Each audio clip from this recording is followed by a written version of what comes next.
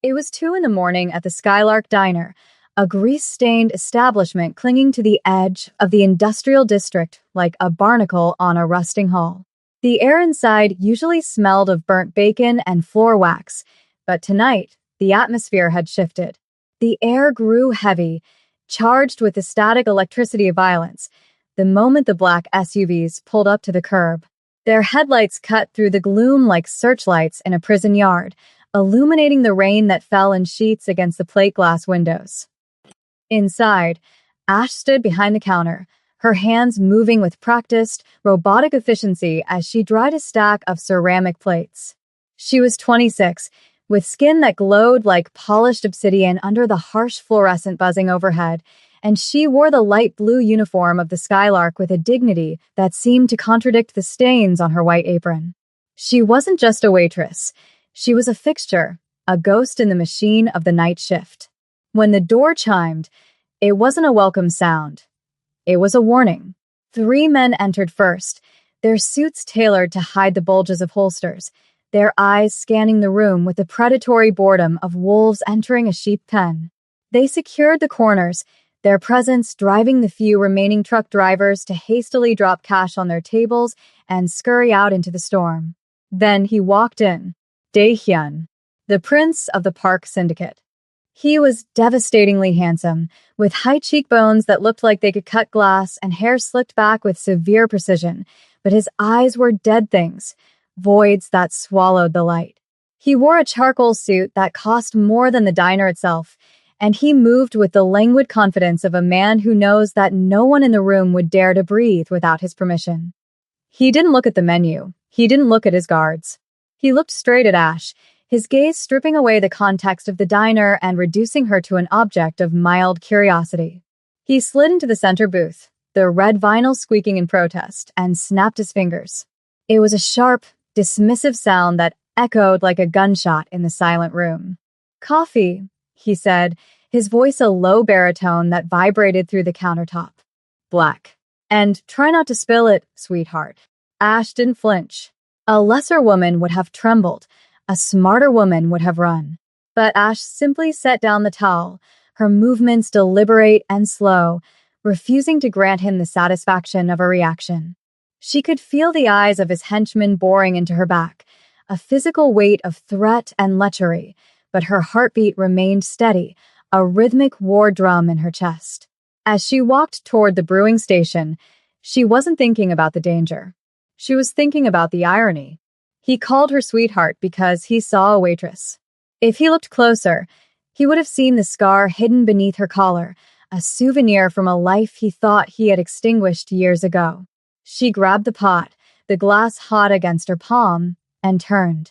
The walk to table 4 felt like crossing a minefield. The fluorescent lights hummed louder, or perhaps that was just the adrenaline flooding her system, sharpening her senses until the world became a hyper-real tapestry of details. She noticed the mud on Dae-hyun's Italian leather shoes, red clay, specific to the shipping yards at the docks.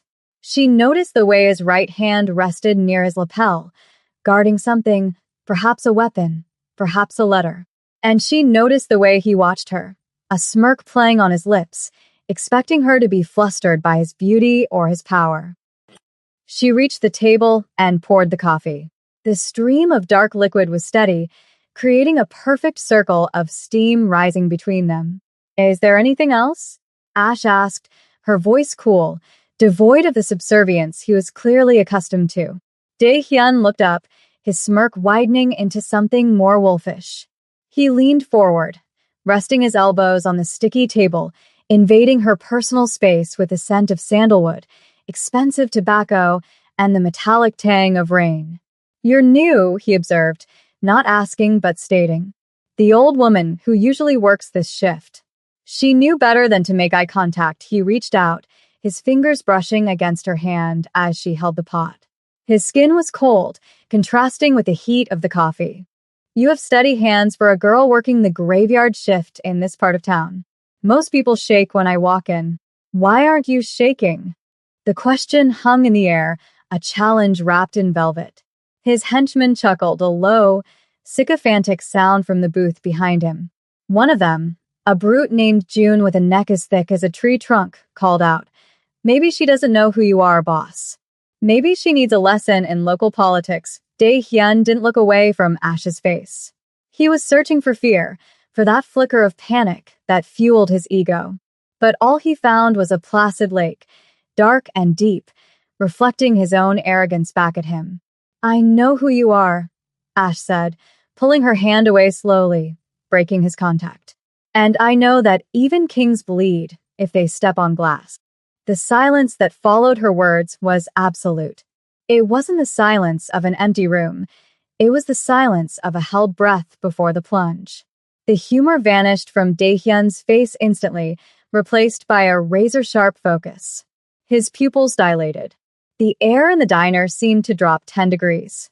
He wasn't used to defiance, certainly not from the help, and certainly not from a woman in a polyester uniform. But Ash wasn't finished. As she placed the creamer on the table, something he hadn't asked for, she let her gaze drop to his wrist. Specifically to the platinum cufflinks glinting under the lights. They were shaped like intricate tigers, eyes set with tiny rubies. To anyone else, they were just gaudy jewelry. To Ash, they were a confession. They were the sigil of the inner circle, the mark of the men who had orchestrated the accident at the chemical plant 5 years ago.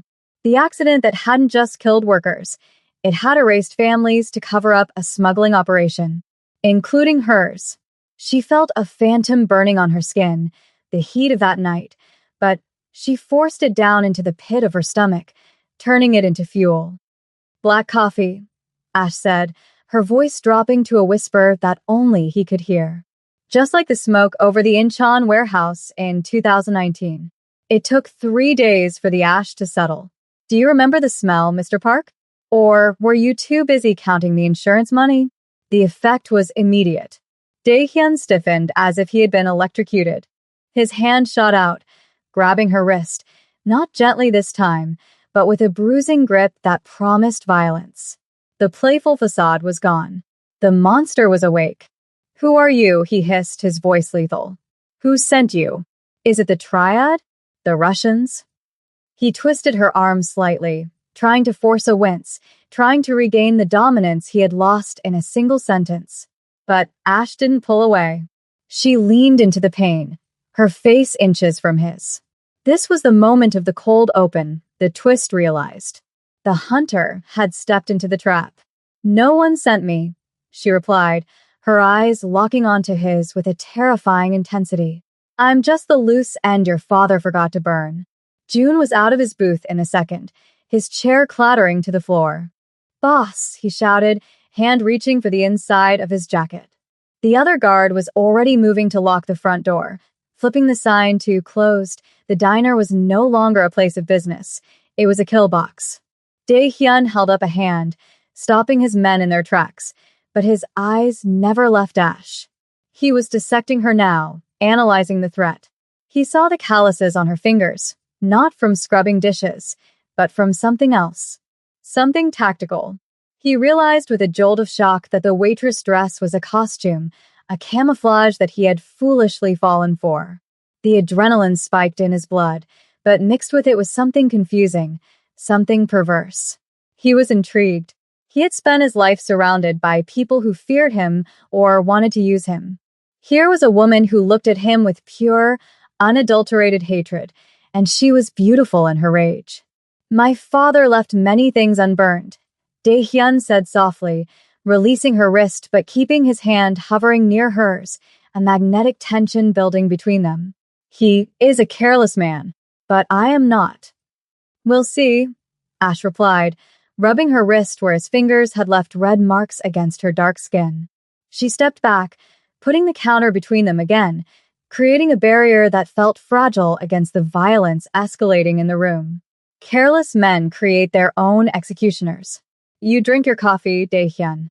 It might be the last thing you taste that isn't blood." The dialogue was melodramatic, heightened, spoken like lines in a play where the actors know the curtain is falling. The tension was suffocating. Dae-hyun laughed, a dry, humorless sound. He was reevaluating the board. He had come here for a quick stop before a meeting, and now he was in a standoff with a ghost from the syndicate's past.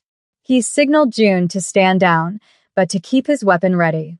"You have courage," Dae-hyun admitted, picking up the cup. "Or you have a death wish." Usually, they are the same thing. He took a sip, his eyes mocking her over the rim. "So, you know the family secrets. The dark history. What is your plan? To poison me? This coffee tastes fine." "I don't need poison," Ash said, her hand drifting beneath the counter, fingers brushing against the cold steel of the shotgun taped there. "I just need you to be exactly where you are," and then the world exploded.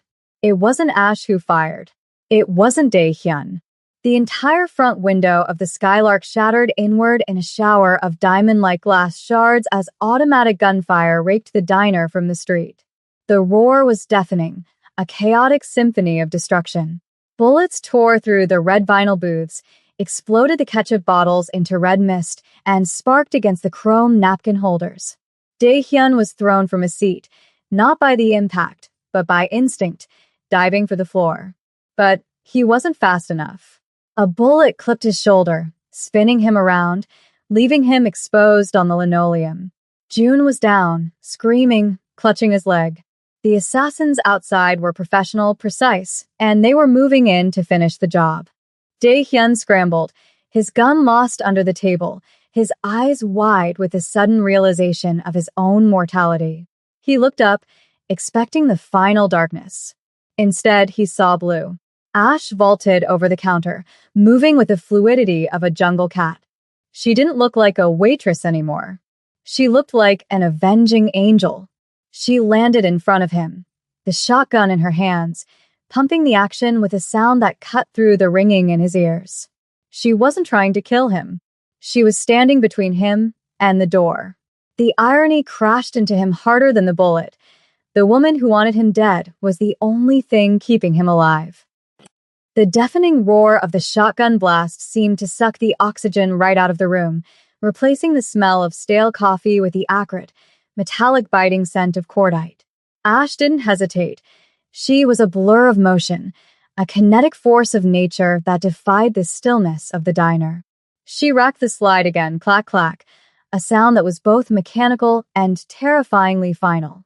The buckshot had turned the mahogany frame of the entrance into splinters, buying them exactly 3 seconds of hesitation from the kill squad outside. In that brief window, the power dynamic in the room shifted tectonically. Dae-hyun, the prince of the Park Syndicate, the man who commanded armies of enforcers, was on his knees, clutching a bleeding shoulder, looking up at the woman he had dismissed as a servant. He saw the way she planted her feet, the tactical distribution of her weight, the cold calculation in her eyes that assessed angles of fire and cover. She wasn't just defending herself. She was securing the asset. And much to his humiliation and fascination, he was the asset. "Move," she commanded, not with a shout, but with a low, guttural order that brooked no argument. She grabbed the collar of his ruined Italian suit, hauling him up with a strength that belied her slender frame. "Kitchen. Now." They scrambled over the debris, glass crunching under their feet like broken diamonds. Bullets began to chew through the walls again, punching holes in the drywall and sending plumes of white dust into the air, mixing with the steam escaping from the ruptured espresso machine. The sensory overload was intense, the flashing muzzle flashes from the street illuminating the diner in strobe light horror, the screaming of the injured June, the shattering of plates. Dae-hyun stumbled, his vision blurring from shock, but Ash didn't let him fall. She shoved him through the swinging metal doors of the kitchen into a world of stainless steel and grease. The change in atmosphere was jarring. The front was chaos, but the kitchen was eerily quiet, save for the hum of the refrigerator. Ash didn't stop. She kicked a heavy prep table across the door they had just come through, barricading it. "The back exit is rigged," she said, her voice tight. "We have to go through the basement." Dae-hyun looked at her, his breath coming in ragged gasps. "My men," he started, his voice weak, "are dead or dying." She cut him off, her eyes blazing. "And unless you want to join them, you will follow me. The people outside aren't just hitmen, Dae-hyun. They're cleaners, they don't leave witnesses." And they don't miss. She grabbed a serrated knife from the magnetic strip on the wall, shoving it into his good hand. The weight of the handle felt foreign, primitive. He was used to giving orders, not fighting for his life in a grease-trap dungeon. But as he looked at Ash, illuminated by the flickering emergency light, he realized that his survival depended entirely on the woman who wanted to destroy him. The basement was a labyrinth of shadows and damp concrete, smelling of mold and ancient plumbing. It was the underbelly of the city, a place where the rats lived, and for the moment, they were the rats.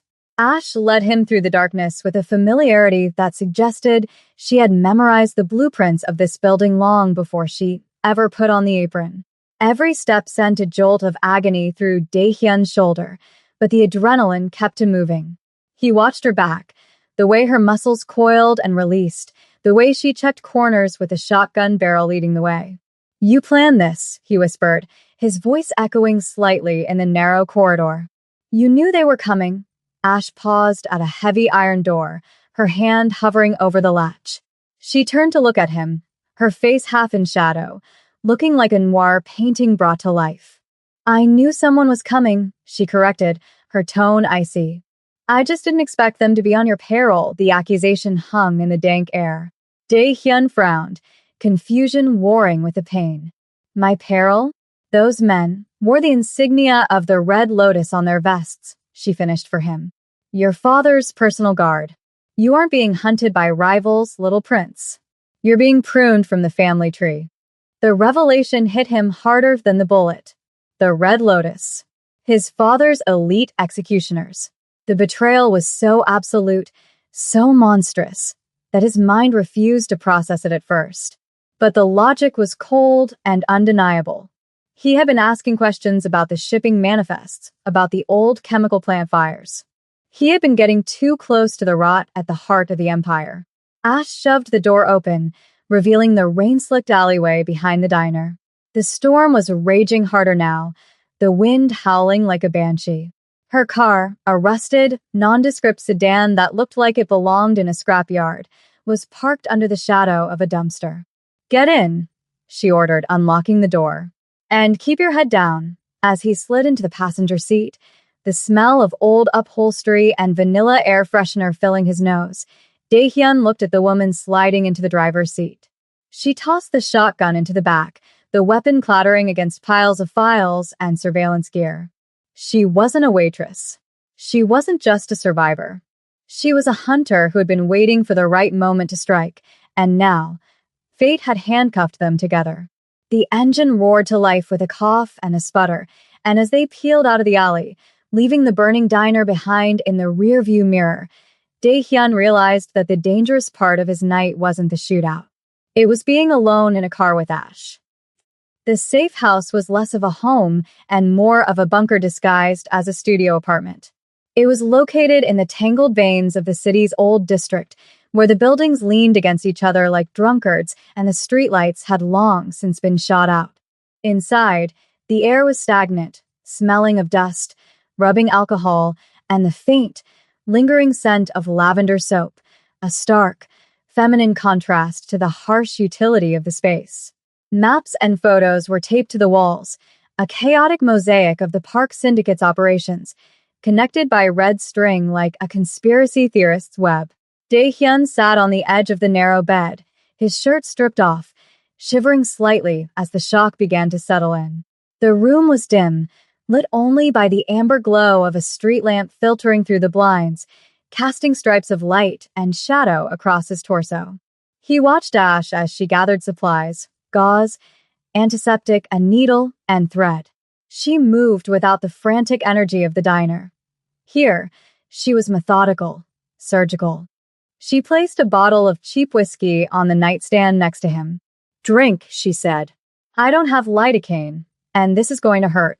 Dae-hyun took a long pull from the bottle, the liquid fire burning his throat, grounding him. He looked at the woman preparing to sew his flesh back together. "Why?" he asked, the word heavy in the quiet room.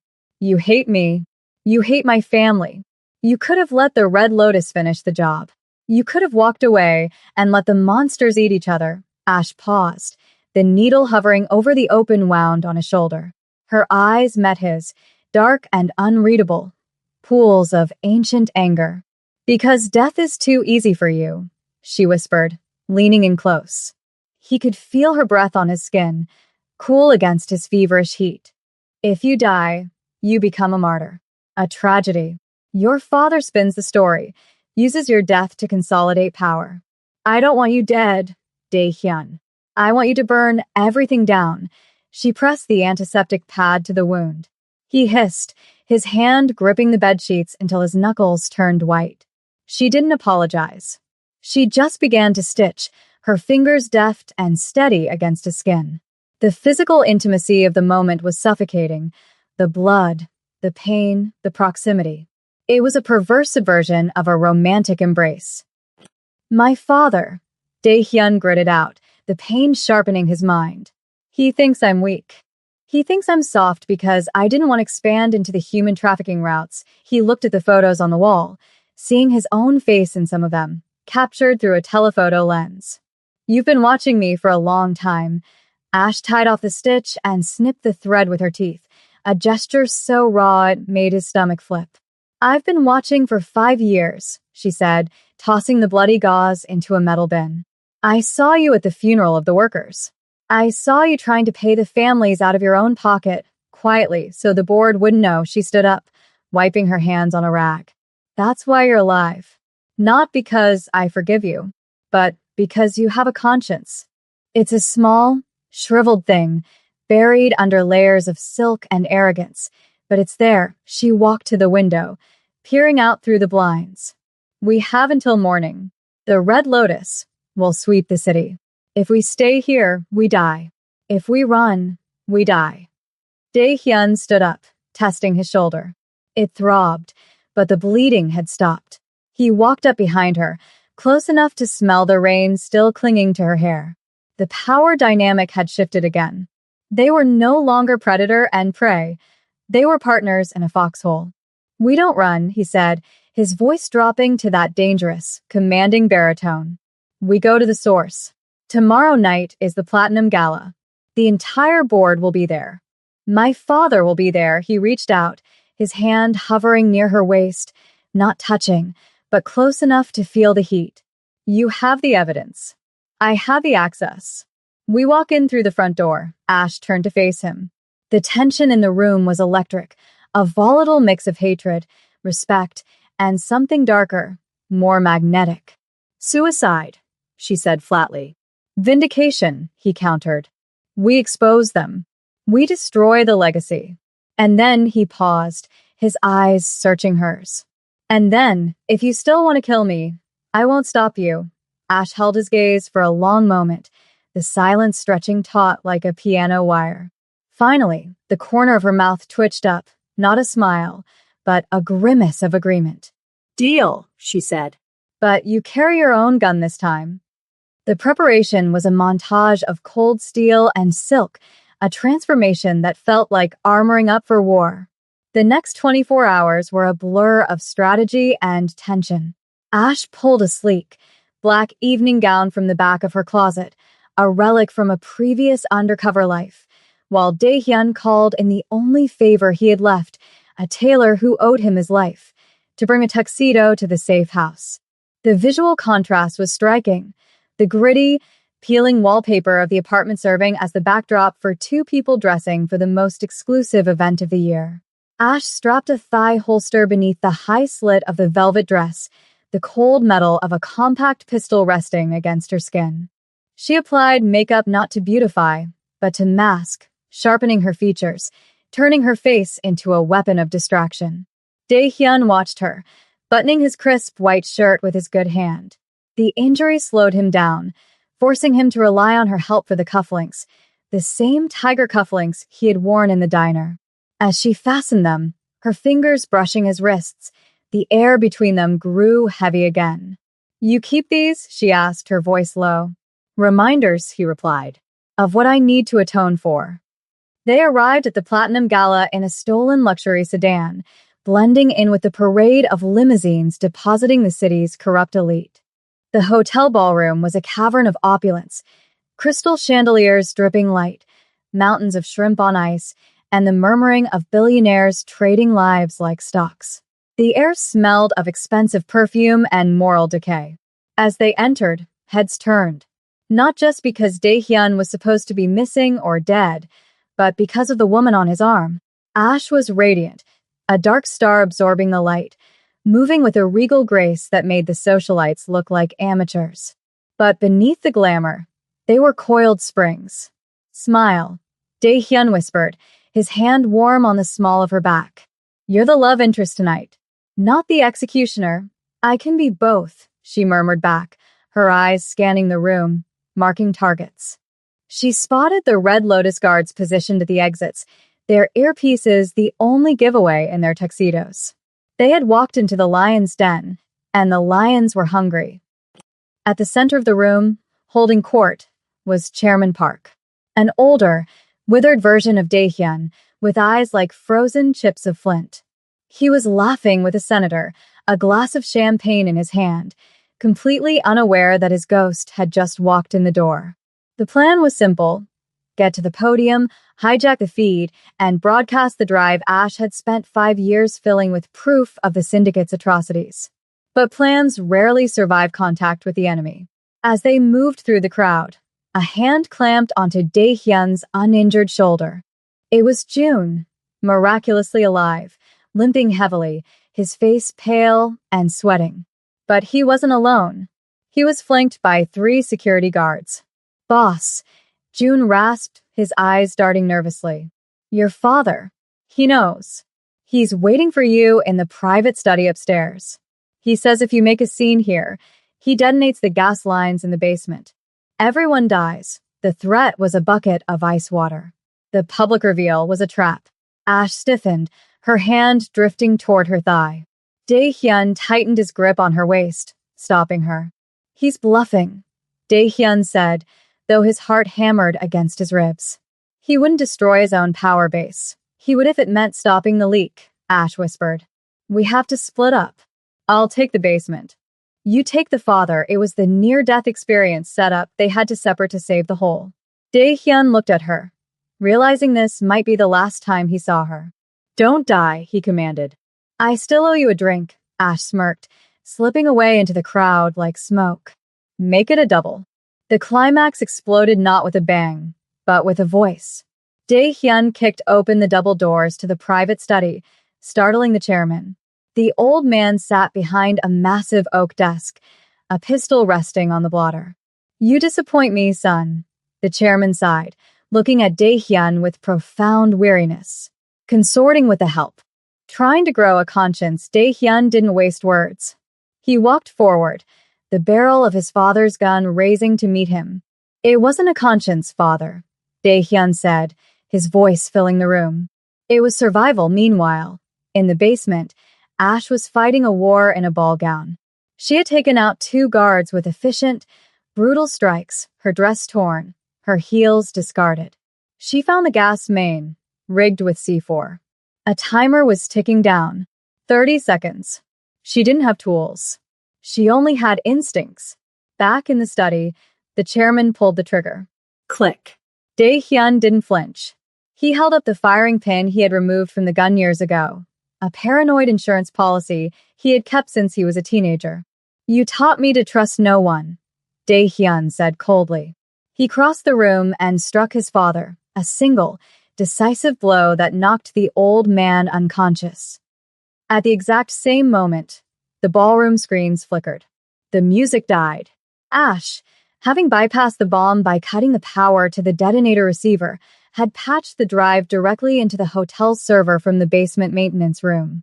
The giant screens above the stage, previously showing stock loops, suddenly displayed grainy footage of the chemical plant fire.